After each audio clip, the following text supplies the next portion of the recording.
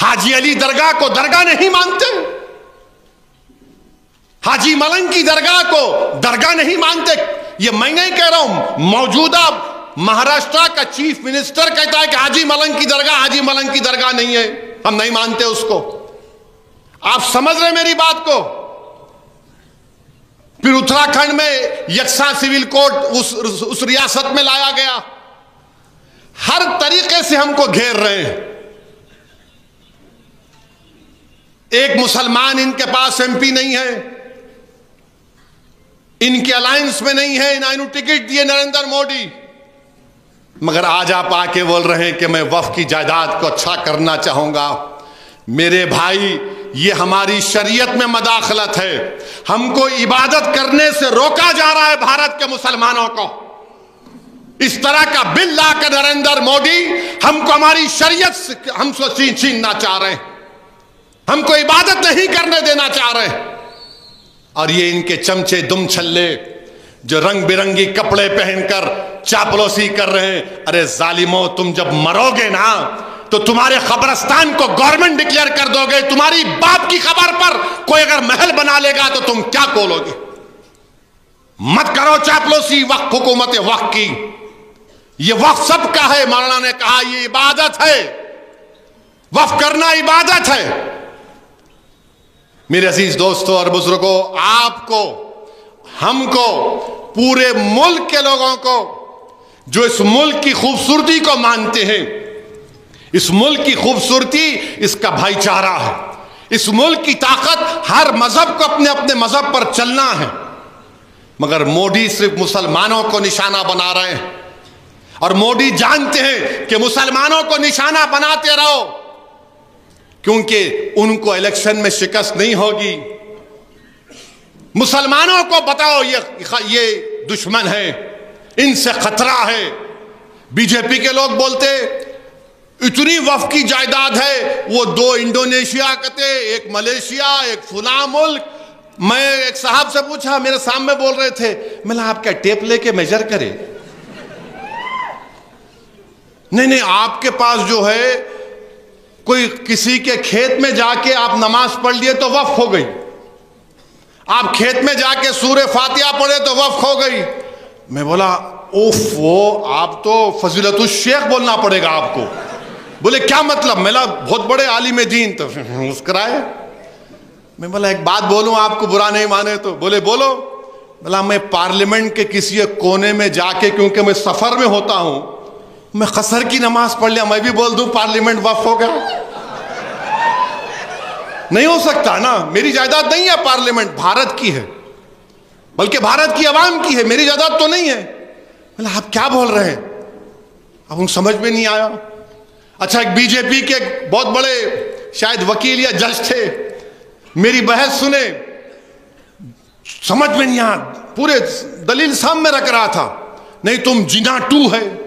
میں کہا نہیں، میں جنا 2 نہیں ہوں، میں جن نمبر 1 ہوں، یاد رکھو.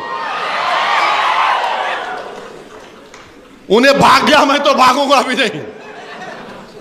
رشادی صاحب کو دینے والے، وظیفہ لینے والا مولانا کے پاس سے بھی. ارے کیا بات ہے بتائیے، آپ مذاق بنا کے رکھ دیے. CAA کا قانون مسلمان کے خلاف، ٹرپل طلاق کا قانون مسلم خواتین کے خلاف، UAPA کا استعمال سب سے زیادہ مسلمان، دلت، آدیواسیوں پر. یونیفارم سول کوڈ بنے گا اتراکھنڈ میں تو آپ اس سے ٹرائبل لوگوں کو مستثنا رکھیں گے، ایکسپشن دیں گے، ایگزمپشن دیں گے، اور ہندو کلچر اور کسٹم کا ایگزمپشن دیں گے.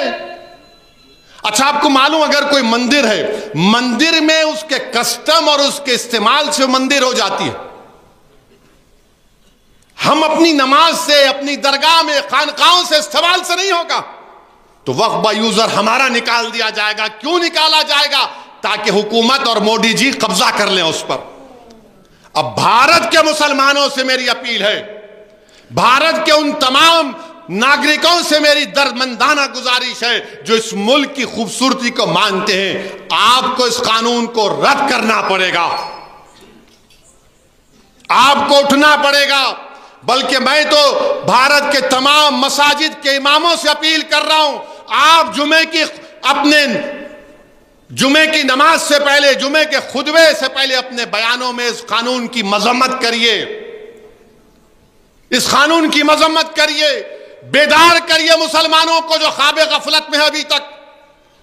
یاد رکھو، میں تم کو پکار پکار کر کہہ رہا ہوں، اگر آج تم بیدار نہیں ہوگے تو آنے والی نسلیں تم کو ہم کو کوسیں گی کہ تم نے ہماری مسجد کو تک نہیں بچا سکے، تمہارے اولیاء اللہ کے آستانوں کو نہیں بچا سکے، تمہارے قبرستانوں کو نہیں بچا سکے، جو ہمارے بزرگ اس قبرستان میں آرام کر رہے تم نے ان کو بھی برباد کر دیا۔